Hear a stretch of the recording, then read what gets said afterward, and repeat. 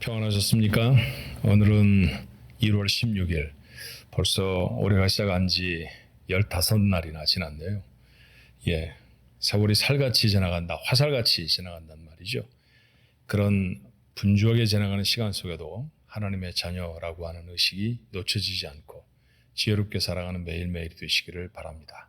오늘 매일 예배 기도함으로 시작합니다. 저희를 사랑하셔서 자녀를 삼으시고 하나님의 귀한 은혜를 시절을 쫓아 우리에게 내려주신 아버지 감사합니다. 오늘도 하루를 살기 전에 혹 어떤 분들은 하루를 살고 나서 하나님 앞에 예배하는 귀한 시간을 갖습니다. 이 시간에 우리의 마음에 담겨지는 하나님의 말씀이 무엇인지 우리가 마음을 쏟고 의식을 갖추어서 하나님 앞에 나아가야 할, 붙들어야 할 주의 귀한 진리의 말씀들이 무엇인지 저에게 말하여 주옵시고 그것이 우리의 기도의 제목이 되게 하시고 삶의 결단이 되도록 인도하여 주옵소서. 예수님의 이름으로 간절히 기도하옵나이다. 아멘. 함께 부를 찬송 80장입니다. 천지에 있는 이름 중이라고 하는 찬송이에요. 자, 만들어 놓은 이 찬송가 영상 잘 따라가시면서 오늘도 익숙하지 않을 찬송일 수 있는데 여러분 함께 찬송하길 바랍니다. 80장 천지에 있는 이름 중 함께 찬송합니다.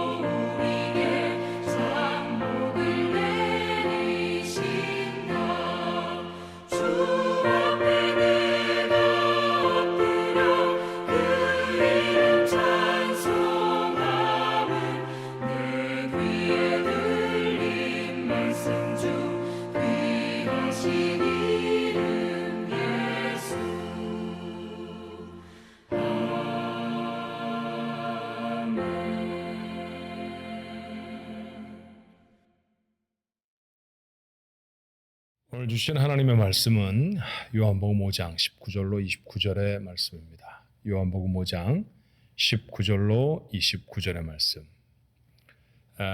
보통 많은 분들이 오늘 예배는 매일 예배는 아침에 시작하시는 분들이 많아요.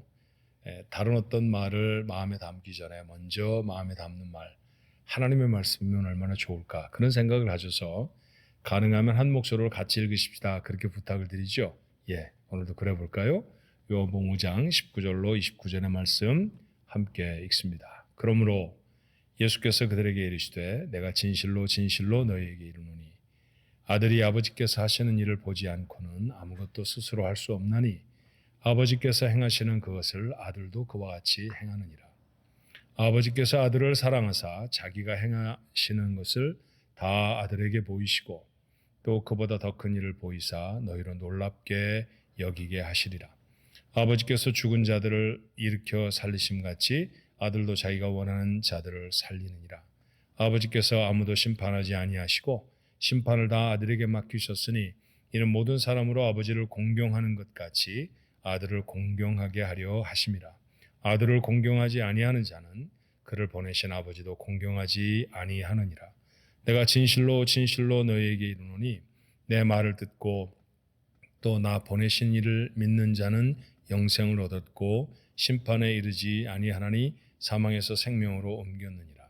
진실로 진실로 너희에게 이르노니 죽은 자들이 하나님의 아들의 음성을 들을 때가 오나니 곧 이때라.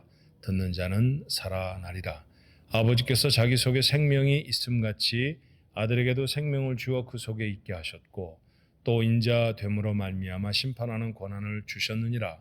이를 놀랍게 여기지 말라. 무덤 속에 있는 자가 다 그의 음성을 들을 때가 오나니 선한 일을 행한 자는 부활의 생명의 부활로 악한 일을 행한 자는 심판의 부활로 나오리라.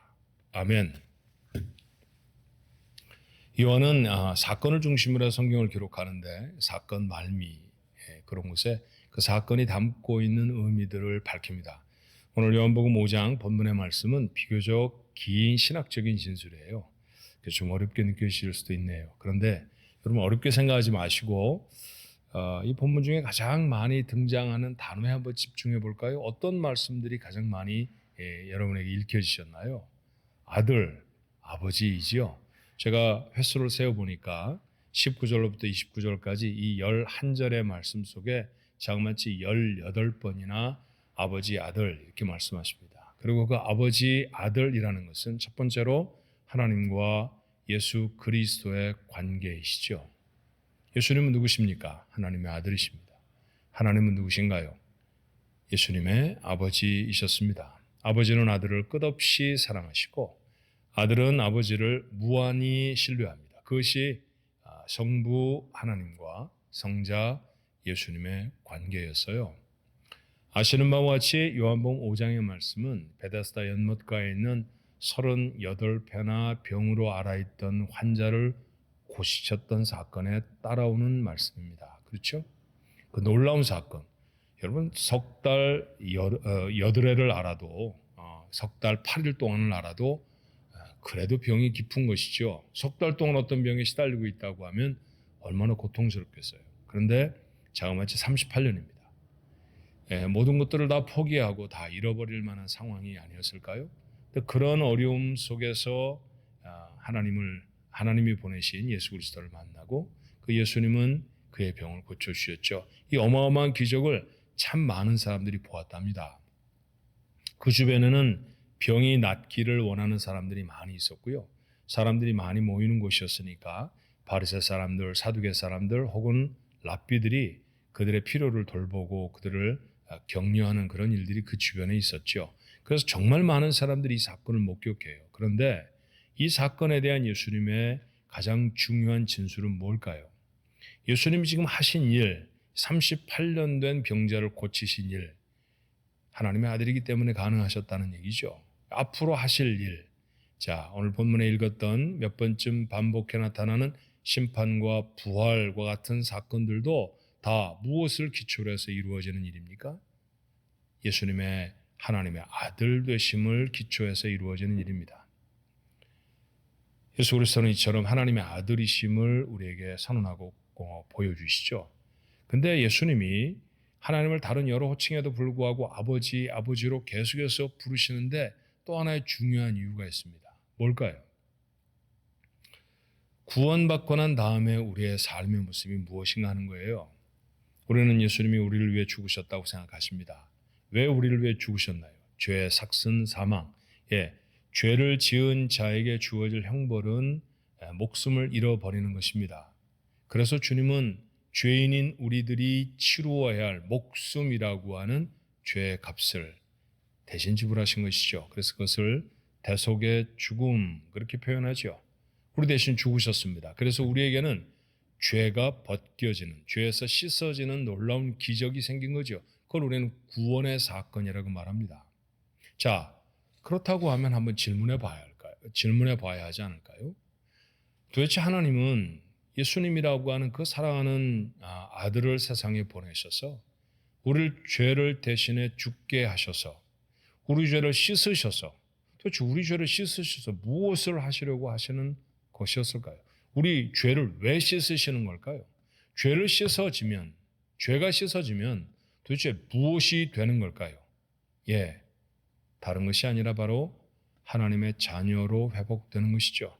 그래서 요한은 복음서를 시작하며 1장에 그렇게 말했었습니다. 영접하는 자, 곧 그 이름을 믿는 자들에게는 하나님의 자녀가 되는 권세를 주셨느니라.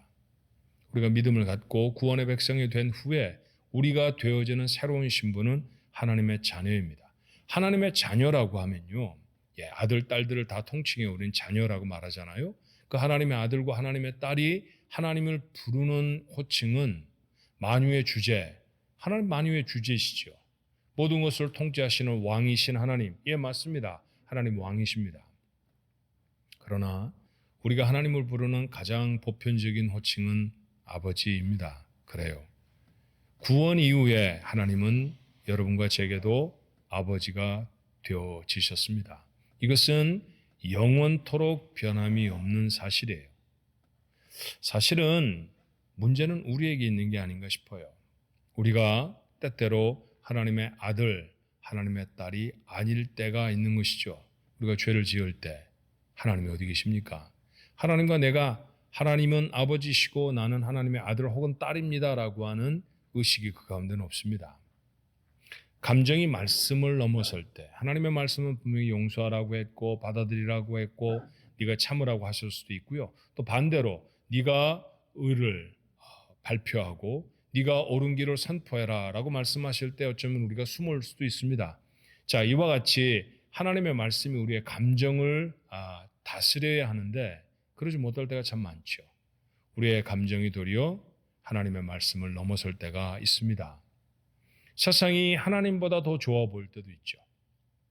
세상에서 사람 사귀는 것이 하나님 앞에 예배하는 것보다 더 좋고요. 세상에 탐닉하는 것이 하나님 우리에게 주신 사명을 감당하는 것보다 훨씬 더 재미있고 유익이 되는 것처럼 보일 때도 있습니다. 그럴 때마다 사실은 살펴보면 우리가 하나님의 아들, 딸 되어짐을 포기합니다. 하나님은 한 번도 하나님의 아버지 되심을 포기하지 않으세요. 말씀드렸던 것처럼 영원토록 그분은 내 아버지이십니다. 그런데 우리가 하나님을 우리의 아버지로 섬기고 사는 시간들을 잃어버리거나 포기하게 되는 때는 많다는 것이죠. 이와 같이 문제는 우리에게 있습니다. 우리에게도 회복되어진 관계는 하나님은 아버지이시고 나는 하나님의 자녀임에도 불구하고 하나님의 자녀된 내 신분이 자꾸 잃어버려집니다. 첫 번째로 이것은 옳은 일이 아닙니다. 이것은 하나님이 우리에게 회복시켜 주신 새로운 신분에 맞는 모습이 아닌 것이죠. 또 하나, 이렇게 살아가면 하나님의 능력이 나타나질 않습니다. 놀라운 기적을 베푸시고 난 다음에 주께서 말씀하시잖아요. 38년이나 된 병자를 고치시고 저를 일으켜 세우신 후에 깜짝 놀라는 사람들 앞에 내가 하나님의 아들이기 때문에 이런 일이 있는 거야 라고 말씀하신 거라는 뜻이에요. 자, 그것으로 우리에게 무엇을 증명해 보이십니까?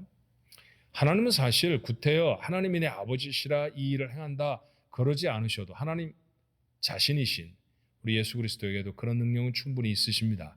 그럼에도 불구하고 늘 하나님이 아버지 되심을 기억하고 확인시키시고 다시 선포하시는 까닭이 뭘까요? 너희들에게도 마찬가지다. 이 메시지를 주시고 싶은 것이죠. 우리에게도 그렇습니다. 하나님이 아버지이실 때 우리의 삶에 하나님의 복음의 능력이 나타납니다.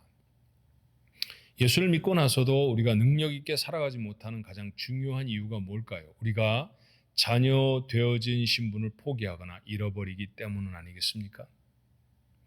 다시 주신 하루를 삽니다.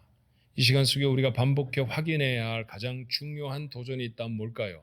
나는 하나님의 신실한 자녀인가? 하나님은 내게 늘 아버지이신가? 그렇습니다. 하나님이 늘 아버지로 사는 시간, 내가 늘 하나님의 아들이고 딸로 살아내는 시간과 순간, 그곳에 하나님의 카이로스, 하나님의 사건이 담길 것입니다. 이 놀라운 사건을 담을 수 있도록 하나님의 자녀 되어짐을, 하나님의 아버지 되심을 선포하고 증거하고 기억하는 오늘 하루가 되어지시기를 주님의 이름으로 축원합니다. 기도하십시다.